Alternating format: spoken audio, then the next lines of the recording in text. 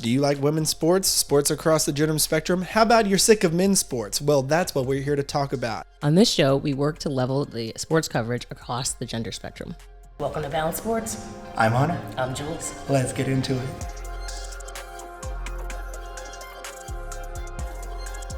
Welcome back to Balance Sports. I'm Jewelz. I'm Hunter. Let's start with the AP. Our friends at the Associated Press came out with a little poll. Long story short, what do you like? What do you dislike? I'm going to start with the dislike. Sam Thomas. Who? Exactly. No, just kidding. Exactly. No disrespect, Sam Thomas. But look, we do need to talk about this. Sam Thomas, for the season, averaged 0.4 points. Point four. So we can have a conversation of Queen Egbo deserved to be on this. In fact, I would have listed multiple other players in front of Sam Thomas. This is not to disrespect the player she is. This is just to say, how did the AP justify this? Literally give us the reason. With the reaction from the community of people who enjoy this sport, it's like, ooh, maybe we should do an update. Maybe we should do a correction. Just admit you got it wrong. Yes, that is embarrassing for them and for Sam Thomas. Like that would, but I also think you have a realist. You look at the numbers. Like you know that you should not be on this list, right? This is where I think you can. God, I'm way too nice. No business would ever do this. No business would be like, we put on our 5 awards and now we're just gonna. But how cool would it be if the AP just posted a video and was like, we realized that we did not respect Queen Egbo the way that we wanted to. We sent her an honorary, like, we would love to redact this and have a 6, for the first time ever, the AP is going to do a 6-member all-rookie team. I don't even think we said that. So Sam Thomas made the AP all-rookie team, along with Ryan Howard, Shakira Austin, Rebecca Gardner, Melissa Smith. No crumbs on those 4. Wonderful selection. Shouldn't have been any crumbs on that 5th one, but they said, let's throw Sam Thomas in as a And we were all curveball. like, who is Sam Thomas? Somebody there went to the University of Arizona. That's all. Yeah, that was my one quibble with their list, which I guess, I mean, if you have one complaint over the entire thing, that's really not that bad, but it was a giant blunder.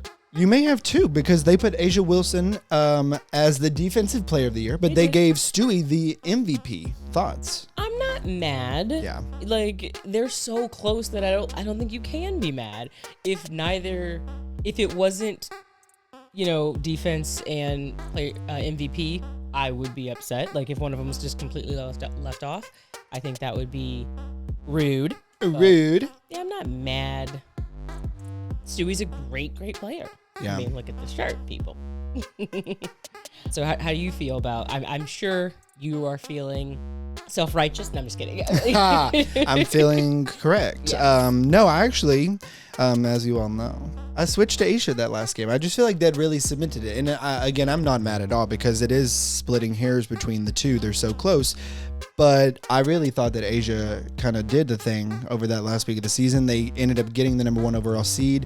She had a better game against Stewie in the final game of the season. That to me just felt like, oh, this is a really clear example for all the voters. So I love that Stewie got that award. It's great for us here in Seattle. I just was a little shocked. We'll see what the actual WNBA awards do when they come out in November. No, why are they waiting? Really drag that out. We have to talk about this. We talked about Veronica Burton in Dallas campaigning for her. She had a better opportunity to be on this list. That's Absolutely. why it's such a blunder. That's why it's like, how did y'all find Sam Thomas's name Absolutely. on the rookie list? How far down did y'all have to go to justify that selection? Please share the conspiracies that are out there. Here goes the conspiracy, sweeties. The last game of the regular season, Sam Thomas had 6 points. Cute. I think she had 10 for the whole season. That was 60% of her season's output.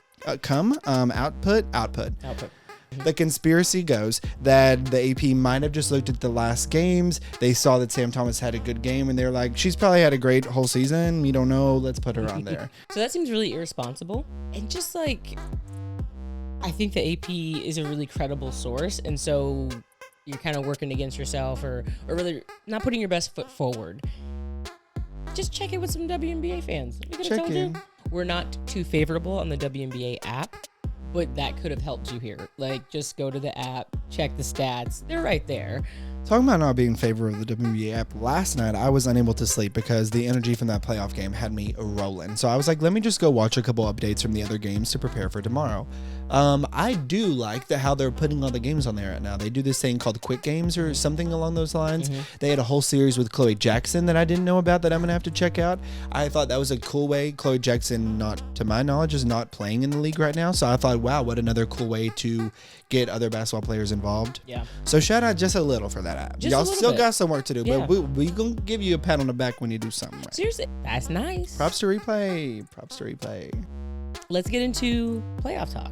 Man, the first round was full of excitement. First round is full of excitement. We're on game 1. I was thinking the first set of games. Like game ones were exciting. What was your favorite, or what surprised you so far out of these 4 series? Anything in particular? I think the most surprising thing is the New York win. I am still picking Chicago to come out of this series, but in talking to other reporters, they're like, oh, I don't know, New York. I'm like, really? Like, what? So, looking at this season, Chicago has lost 2 games in a row, I think 2 or 3 times. Back-to-back games? Yeah.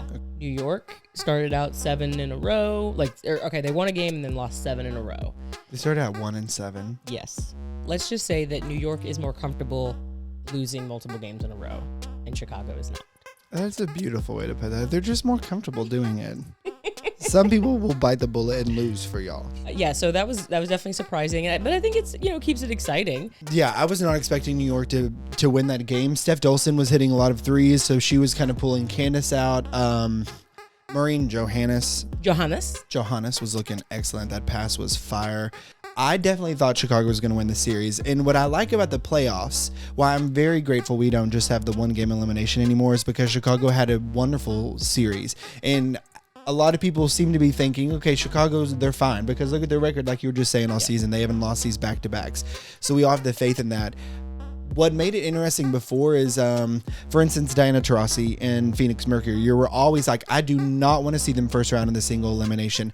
I like that New York still came out really firing. Like, they're going to have to win this series. And so it makes it even more challenging to me, the kind of chess match that coaches play, how you change from game to game. Your game plans are going to look drastically different. And I feel like Chicago will be built for this. We'll really find out that about New York or not, because they hooped. They could not be stopped that first game. They scored 96, 98. What was it? 98 to 91? Yeah. High scoring. It was a high-scoring game. I went back and watched it.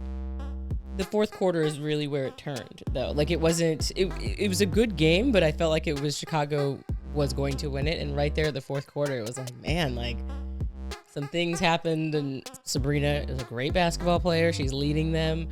I don't think that she's going to get past Chicago. I'm not really concerned.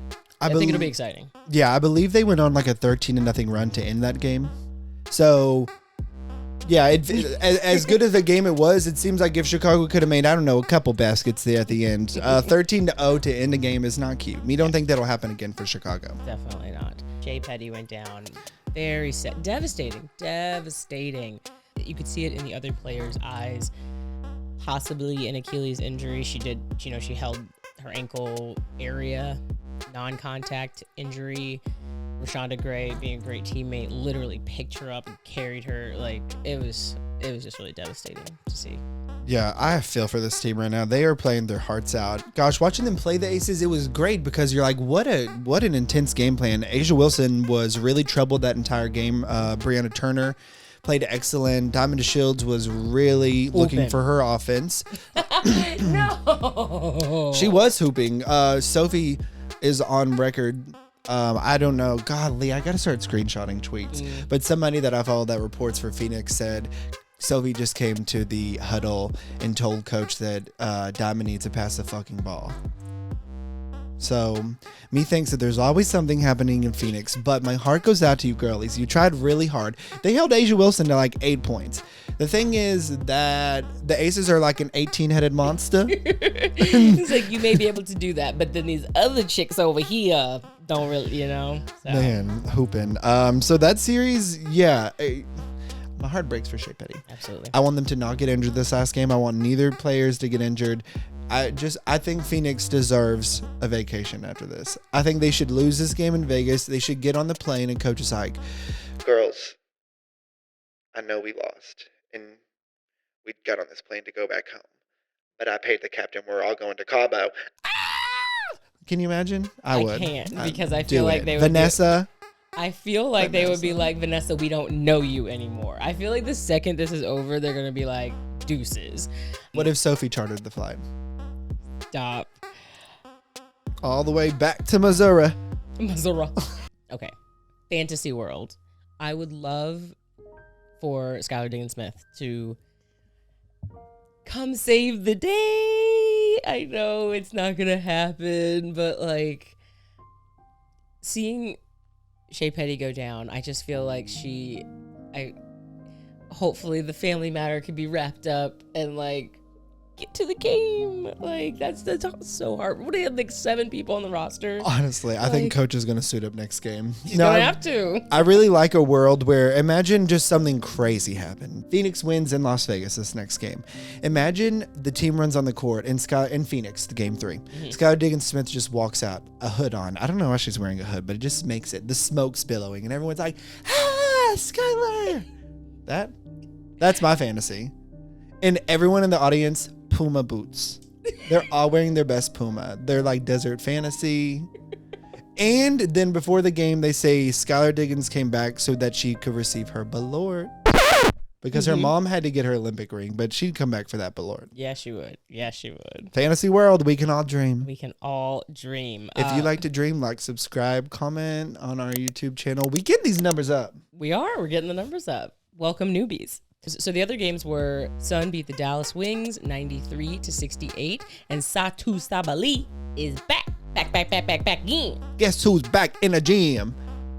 But she only played 15 minutes, and I think a lot of that was the first half. Did she get injured again? I did not get to watch this game live because we were... Yeah. Did you get to go back and watch it all? I didn't watch the entire game. I didn't hear anything that she was re-injured. Maybe they're just easing her back in. She had a thrilling... beyond the logo shot, and she made it. Like it was, I feel like a good like step and a half behind the logo to end the first quarter, and she got it. Unfortunately, after that, it went south, honey. Yeah, it didn't really matter. The final score ended up being 93-68. That's a 25-point ass whooping to me.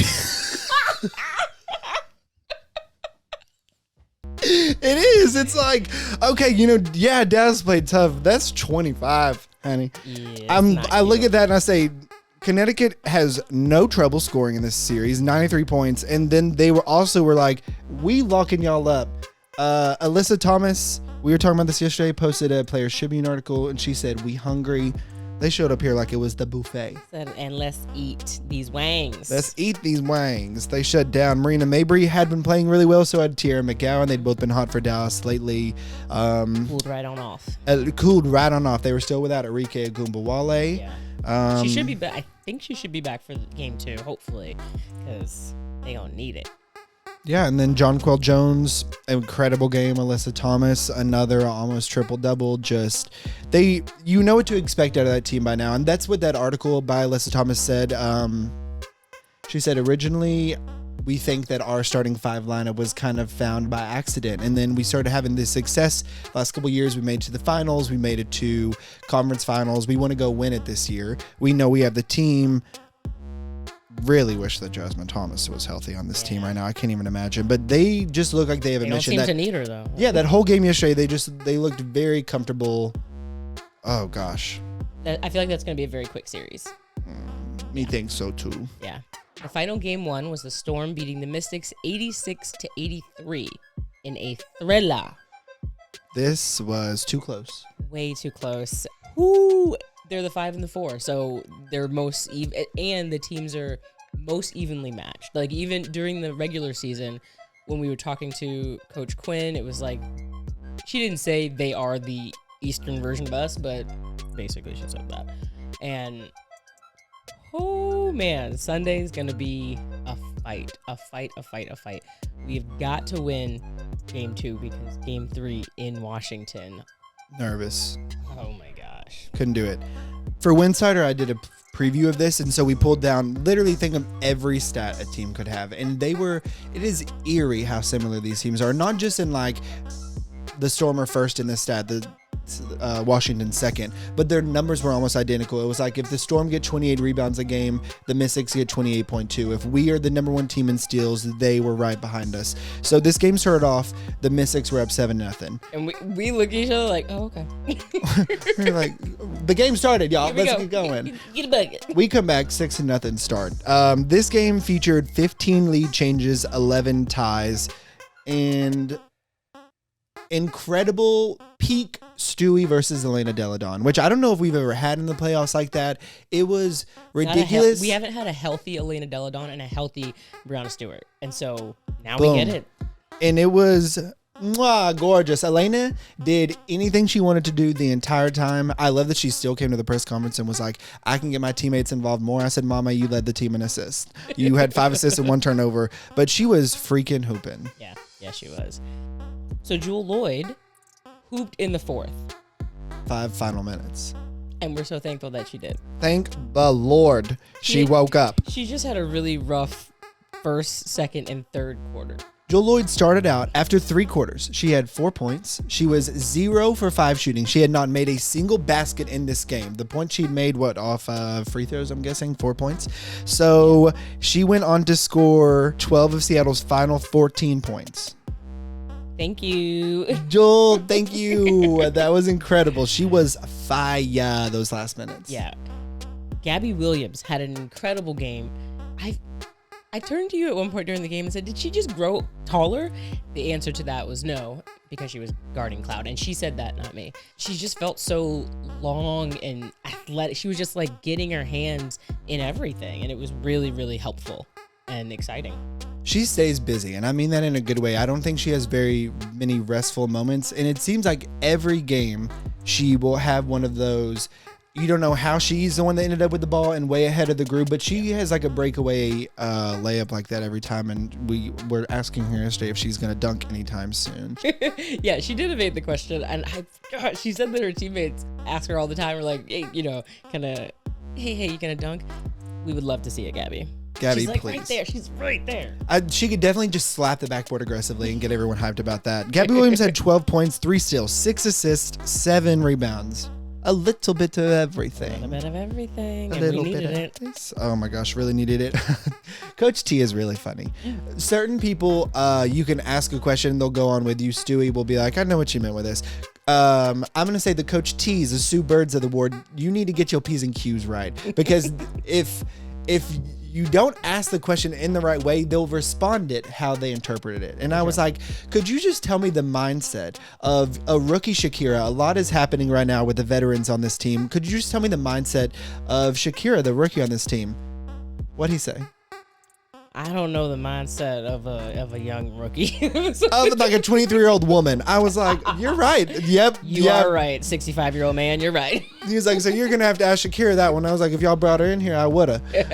But she had a fantastic game. I saw a lot of talk on Twitter last night just saying that she's already incredible, but we may be seeing, the early stages of a great center in this league. She had 12 points, 7 boards, going opposite of Tina for most of the game, Ezzy for some of it as well. Sure. Yeah, Shakira Austin, I think, will be in the running next year for Blort for most expressive basketball face. She, was, but early nominee.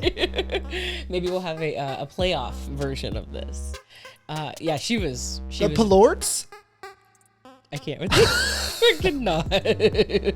She wasn't having a great game after 3 quarters, and someone asked, down the stretch, you have an AP MVP. The AP MVP is on your team, but Jewel, you were the player that the team was going to down the stretch. How does that make you feel? They keep passing you the ball. That's what the question ended up being, which was great. And she just looks at them and goes, "They like me. I guess they like me." It was so cute, adorable. It was amazing. Yeah. I guess they like me. Another funny moment from Coach T. I feel like we may have this may be a running thing through the playoffs. No, you know what? Fuck that one. We're not talking about that one. The Tina shit. The shit he said about Tina. Okay, look, I didn't want to bring it on the pod because I'm always the messy one. But I do not think there's been a moment that this has happened like this for me this year. Most of the time, you know where a question's going to go. You know where the answer is going to go. So you're not exactly shocked. And you kind of understand a person's personality going into it. Maybe the things they're willing to open up about. Coach T is super lovely. I enjoy chatting with him. But we also know he's not just an open book. He was asked about Alicia Clark having played with Seattle, and now she's with Washington. Well, Tina was just over there with y'all at Washington last year. So what is it like now playing opposite of her? And how maybe is her role here different than what it was in Seattle? And here is what Coach T said. Hey, just have you seen anything different from like Tina Charles this year and the Tina Charles that you had? That's kind of hard to say because she's probably different right now than she was 6 weeks ago in Phoenix. The one thing I'll say about her experience last year in DC was she came kind of expecting to play with Elena and Alicia, and that didn't work out, and she did not want to come in and carry the load, and she wanted to be a part of a larger group. I think that she probably has more respect for Sue Bird than any other player in the league as far as wanting to play with a certain teammate. I think there's an innate respect there. And so I think that Sue is somebody who, for lack of a better term, can maybe bring out the best for Tina in this situation. Because, she's not the center of attention, and part of that's good and part of it's different.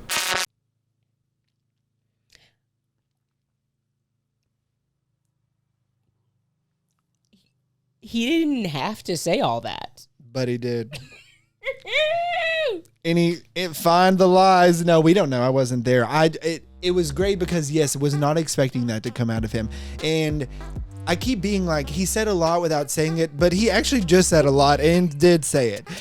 My favorite line with his chest, my favorite line of the whole thing.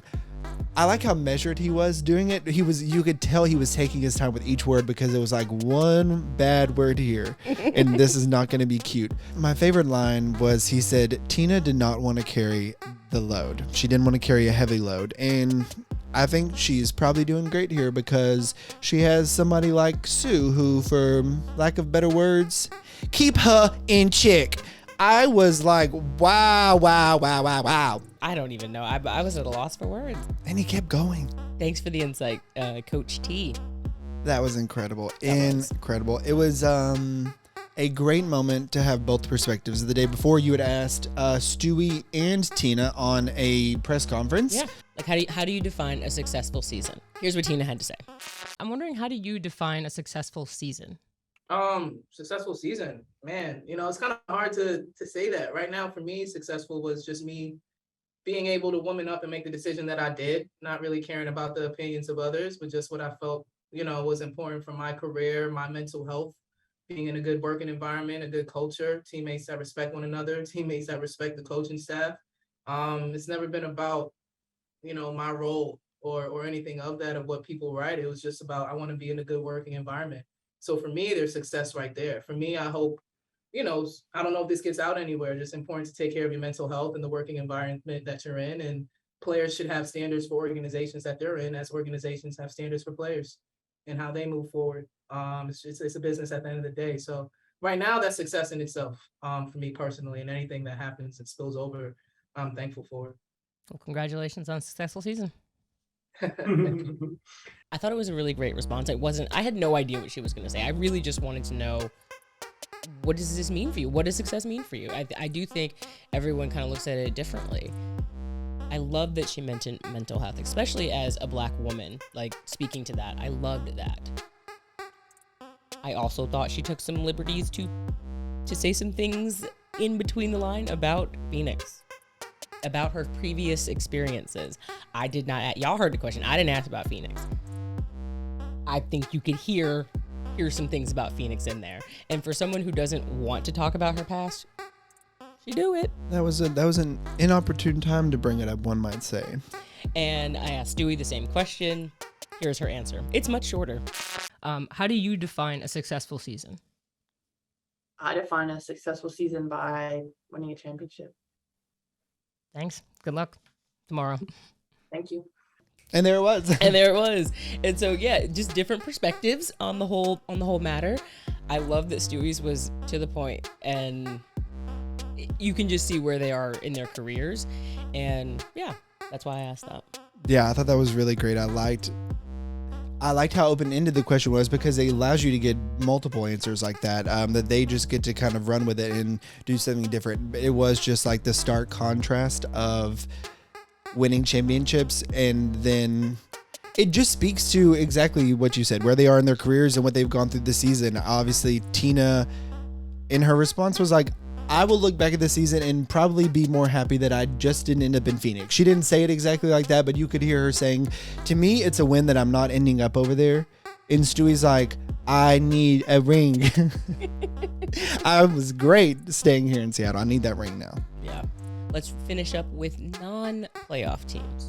You know, the TNT NBA crew has gone fishing. We've been workshopping what we're going to do here at the Balorts, and we're going to do Banana Boat Crew for our lovely women who started their summer a little bit early.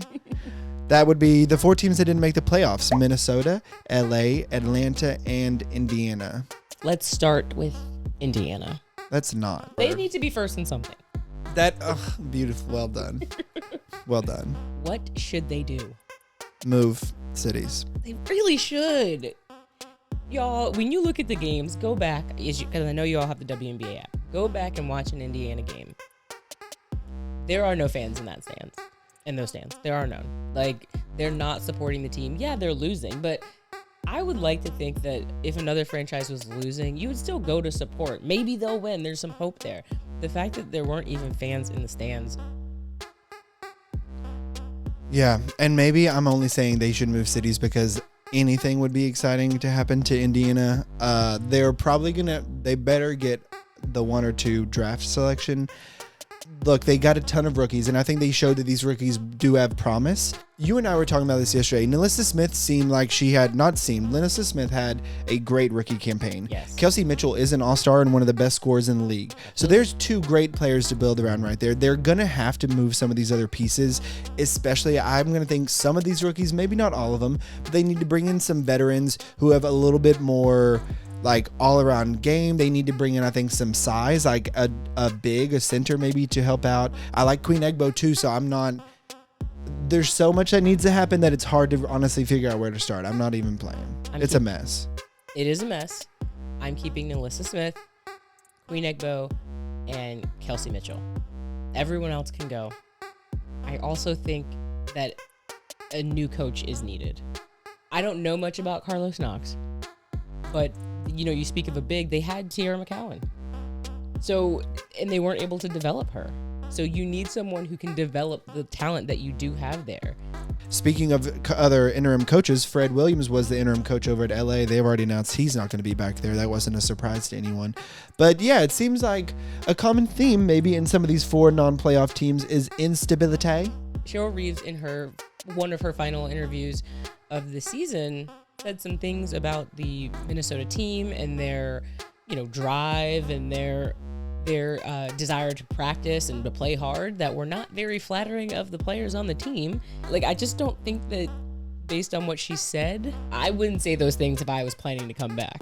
That seems so wild to me, only because, and I have no insight at all into that organization, but it just feels like she has been such a stalwart there, and that they've given her the keys to the kingdom, so to speak, that she's built great. I mean, they're in the teens. They were a dynasty. I don't know if there's ever been a team that was just that good. She's on the USA thing, so it's not that she's a bad coach. I just wonder, it can just be like, we've run its course here. I'm sure she would get another coaching opportunity in tons of other places. But yeah, it just feels like something was lost along the way in Minnesota this year. You hate that happened during Sylvia's final season. I guess I haven't read or seen all those things that she said in those exit interviews, but it sounded like she was going off. I totally agree. Cheryl Reeves is very much Minnesota basketball. I don't want to see it end negatively, but I just don't think a coach says these kind of things and remains the coach. And if I'm looking for a positive here, maybe if you're the Minnesota organization, you're thinking to yourself, both of these things can be true. You can be really grateful for what Cheryl's done and just say, Cheryl, you know what? You built the dynasty here. We're really grateful. It seems like with Sylvia going out, she was maybe the last part of that dynasty with you. We would love a fresh start as well, and really grateful for your time. Can't wait to see where you end up, sweetie. We're just going to go in another direction. Cheryl in Phoenix. What if Cheryl went to Indiana and she wants a project? I don't think she wants a project. Ooh. Cheryl in Phoenix. You heard it here first, folks. I cannot see Cheryl Reeves in Los Angeles. She doesn't give me LA vibes. She does not give LA vibes. She gives Phoenix vibes. Yes. She gives Indianapolis vibes. She gives Minnesota vibes, quite frankly. A little She cold. really gives Minnesota vibes, for sure. Atlanta. Let's talk about Atlanta. Man, this was a team on the cusp of the playoffs. Right there. Right there. Now, they were right there last year as well. But continue. But they have the rookie of the year, Ryan Howard, who, not to say Nalissa Smith isn't so fantastic for Indiana to build around, but I think the leap that Ryan Howard was able to help make Atlanta make just gives me a little bit more faith. She's a guard that I feel like can do literally everything. Anything she wants. Anything she wants. Tiffany Hayes left the team at the end of the season. She was also injured for a while, and I think she's a hooper, but that situation was a little interesting, so we don't know what's going to happen there. Los Angeles. No. So they're going to have to get a new coach. We're going to have to figure out what the hell this season was, right? Because Shanae already told y'all she ain't leaving unless NECA leave, which I didn't know that's how the CBA worked, but go off. I had no idea that's how it worked at all. Did the Samuelson sisters get that same treatment over in LA? Because Carly is asking for some crumbs on her contract. Look, the Kim Beige experiment did not work out. Not at all. They're going to need to figure out what's happening with Kennedy as well. That whole team, I don't get it. Yeah. Tough road for NECA. I believe she wants to stay in Los Angeles. For sure. Which means Shanae will be staying in Los Angeles. Okay. Shanae's staying because of ESPN. I'm thinking she's getting paid a lot more from ESPN than she's getting paid for the W. And Hence the reason she left this team for a couple of days. We need to all talk personal about reasons. I'm sitting here talking about personal reasons. I'm not going to the next playoff game because I'm going camping, honey. I'm like, y'all don't need to leave y'all's people hanging. Hey, PR, I'm going out to Crater Lane, y'all. Gotta get my tent set up. Who would be a good coach for the Sparks? This is where the WNBA always catches me by surprise because it seems as though the pool for WNBA coaches has not been that large. Brian January. Oh my gosh, wouldn't that be cool? Brian January. Yes. Oh my gosh, they would never hire a first year coach like that, right? I guess Tanisha Wright, but Tanisha Wright was an assistant. What about Christy Tolliver? Christy Tolliver? She's with that organization right now. She's been with the Mavericks. What if she was like, and she was injured a good portion of the season. What if she said, y'all, look, it didn't work out for this body, but if y'all just let me switch shirts and jerseys, then I'll coach this piece up. Well, that would be amazing. Brian January has coached. She has coaching experience at the collegiate level, I believe. So, just saying, maybe. I will say this. This is T. We have it on close firsthand resources that a couple people got called when they let Derek Fisher go. And for sure, without a doubt, those people spoke to the Liz Cambage of that team. And some people said things such as, it's a no for me, dog. And other people said, give me a ring if Liz isn't there. So I think there could be a whole other pool because obviously, why wouldn't you want to be a part of the Sparks, who have been a great organization? You're in Los Angeles. Come on. I think there's a lot of directions you can go. You could look at NECA, obviously, as a great starting point. Yes. Jordan Canada, Brittany Sykes. Amanda Zuiby was not with the team this year. She'll be back next year. Back, so that's 4. Come on. Mm-hmm. Somebody else big will go there in the offseason. I'm convinced. I could definitely see Skylar Diggins-Smith ending up in Los Angeles. I have, again, no resources to tell me this. I just don't think she's going to be in Phoenix, and I'm thinking of the possibilities of teams she hasn't already burned her bridges with.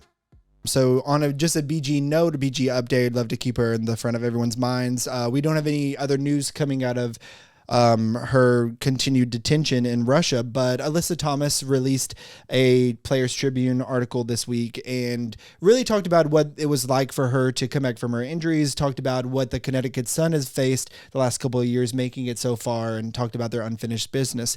But she spent a long portion of the article just talking about Brittany Griner, how it feels like the league is missing something, that this is such a beloved member of the W, a sister, a family member to a lot of players, a really great friend. So that was an awesome shout out. And that article went on to just talk about Dewana Bonner showed up one day when she had not been able, Alyssa Thomas hadn't been getting out of bed from her injury, went on a drive. This is more, anytime I read articles like this, a profile, pull behind the curtain for players, I like them so much more. I have so much more respect for it. It was never that I didn't like Alyssa Thomas, but I was just like, look at all the color now I can have Absolutely. behind this player's story. I feel like I know them a little bit better. I would love if we could just have more opportunities like that. I always love Player Tribune. The Players Tribune. Agreed. It's such a little nugget. It's a big nugget, and getting to know them beyond just like the basketball element. And I really enjoy that. Mm-hmm. Everybody's gay in Connecticut. So that is it for this episode. Hunter will miss one episode next week. He's going to be camping. Mm-hmm. And I'm going to miss a playoff game. And if there's a game 3, oh my gosh, I can't imagine just coming back to my phone, turning it on and being like, our season's over. That's not going to happen. That's not going to happen. Not going to happen. We're going to take care of business on Sunday. For Balance Sports, I'm Jewelz. I'm Hunter.